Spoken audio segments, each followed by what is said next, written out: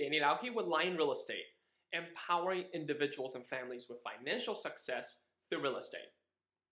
Buyers, don't waive your inspection contingency when you're buying a house. Don't do it. You're shooting yourself in the foot. Well, right now, the market is very hot, and buyers are competing against one another for any desirable listings. I probably know that better than anybody else. However, I just don't think it is responsible to make a purchase without understanding what the unknown is.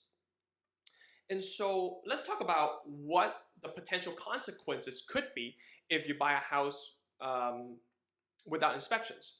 Of course, there could be any structural damage, any infestation. Sometimes you peel open a wall. I've seen mold or just insect issues behind the walls. And so that is a Pandora's box that you may not know that you're getting yourself into if you don't do inspections. Let me share an example with you. I have a buyer. Ultimately, he didn't buy the house, but the reason why is because we did the inspections. So we looked at a house with a basement during summer. Looks beautiful, great location, awesome home. Did the inspections. Come to find out that there is water, sitting water in the basement during winter. Not my favorite thing to have sitting water underneath the house. In summer, you cannot tell there's any water whatsoever. The entire property is dry. But in winter, I would hate for this buyer to come 6 months later and find out all his storage in the basement is sitting in 6 inches of water. Now, water intrusion is not a structural issue, so to speak, but it definitely hurts resale value, and as an ongoing maintenance issue, it may cause foundation issue down the road, or it may also cause a molding issue down the road. And so it's just not a good situation to have sitting water underneath the house. And therefore, this buyer eventually found a better house somewhere, but ultimately we are glad that we did inspections up front. I'll tell you, very few circumstances I would actually recommend a buyer to remove, to waive the inspection contingency. Only say if the buyer is a contractor or home inspector or home builder, him or herself. Under that circumstance, really, the buyer is only buying the location and the layout of the house. The condition of the house, if they find anything bad, they have the resources and the manpower and the capacity to really do all the changes necessary. And so in that instance, if the buyer is an expert in and of him or herself, then in that case, it's not an issue. Go ahead and buy that property sight unseen. But outside of that limited circumstances, it's really not a good idea for a buyer to say yes despite the unknown. Now, you may say, well, Danny, right now the market is really hot, and everybody is competing against themselves, and it's really hard to get into a property. And I get that. But what I would recommend to my clients is that figure out whether there's two things. You need to buy a house or you want to buy a house. If you want to buy a house and don't need it, maybe you're in a lease for another year or 2 years, maybe you're living with your family so that you don't have that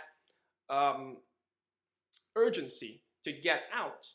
In that case, you may want to sit this one through. Right now, the power is really lopsided in the seller's favor.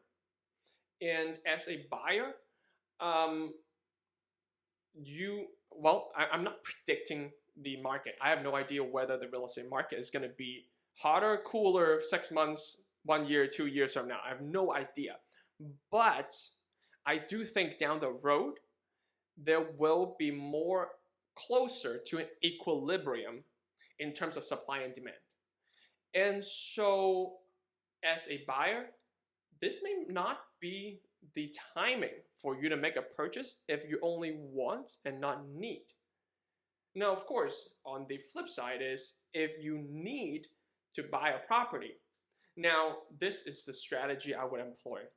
Rather than being desperate and going after the shiniest penny and doing dangerous strategies and going into the unknown, rather than doing that, I would recommend to adjust your expectations.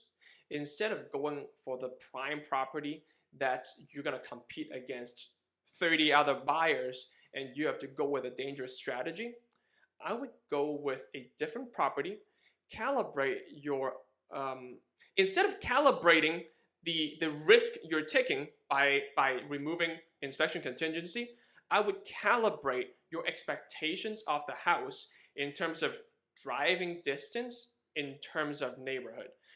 This might not be your first choice neighborhood, but now you're going to look at your second and third choice neighborhood to find a property that does not have as much competition, so that you can still have a clear understanding of what you're buying yourself. Buying a home is a huge commitment. You do not want to make that lightly. And so I will also tell you, I think most sellers are reasonable people. And I have competed for my buyers against many offers and won with inspection contingency in place. So what I have done in the past successfully, instead of waiving inspection contingency, is to say, well, we're going to do a 5-day inspection. 5 days is all we need to tell you, the seller, whether we're in or out. Most of the time, seller, now of course, also all else being equal, that is very clean, your offer is not going to come with a lot of what we call a lot of hair, not a lot of strings attached. So the only thing that I would really put in there is to have the inspection contingency and say, we really need to know the condition of the house. The seller, you did not provide any inspections up front. As the buyer, we just want to get 5 days time, do all the inspections necessary, and then we'll tell you whether we're in or out. And I'll also tell my buyers, because it's a hot market, because there's another 5 people lined up behind you, your option is not to find out if there's anything wrong with the house and argue with the seller. That's not really the option. You don't have that card on the table at the moment. Your option is take it or leave it. But that would at least give the buyers an out if you end up finding anything that you do not feel comfortable with. Now, the last thing is, all of this has a caveat. I know I'm talking outside of both sides of my mouth. I'm telling you guys, don't waive inspection contingency. But I have done it for people that is not contractors as well. But then it's really special condition. For example, if the house is built within the last 5 years, or maybe even 10 years, it's a 10-year-old house. You know that in the neighborhood, no other house has any major issues. It's not a prevalent problem that everybody has foundations, So now in that case, you're like, okay, red flag, right? But you know the neighborhood doesn't have any issues. The house is really new. You go into the property, you look for any major structural damages. What are structural damages? Foundation, roof, I can't even think of another thing on top of my head. But I'm talking about something that's going to cost you $20,000 to fix. You walk through the property, you know it's newer, you know there's no major consequences surrounding the structural integrity of the property. Then in that case, Well, if you want to take a risk, at least it is a small and calculated risk that you're going to take. So I have done that once or twice, but not necessarily recommend that for most buyers under most circumstances. Calibrate your expectations, or put in a 5-day inspection contingency so that a reasonable seller can say, you know what, I'd rather take somebody who is going to understand the property and feel good about it after the close than somebody who says, you know what, I'm going to give up all control, I'm going to buy the property no matter what, and I might regret 6 months down the road. Most sellers are going to choose the former rather than the latter.